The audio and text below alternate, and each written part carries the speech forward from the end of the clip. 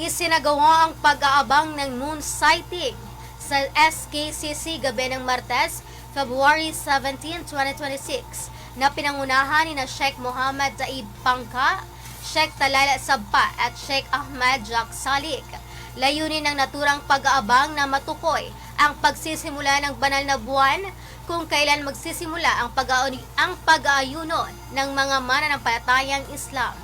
Kalaunan ay inanunsyo ng mga kinauukulan na walang nasilayan na buwan na hudyat sana ng pagsisimula ng pag-aayuno ngayong kahapon, araw ng Martes, February 18. Batay sa tala ng abiso ng ilang grupo ng mga mananampalatayang Islam, inaasahang magsisimula ang pag-aayuno sa araw ng Huwebes, February 19. Patuloy namang hinihikayat ang mga mananampalatayang sumubaybay sa opisyal na anunsyo mula sa mga kinaukulan hinggil sa formal na pagsisimula ng pag-aayuno. Bandera Reports Afternoon Edition.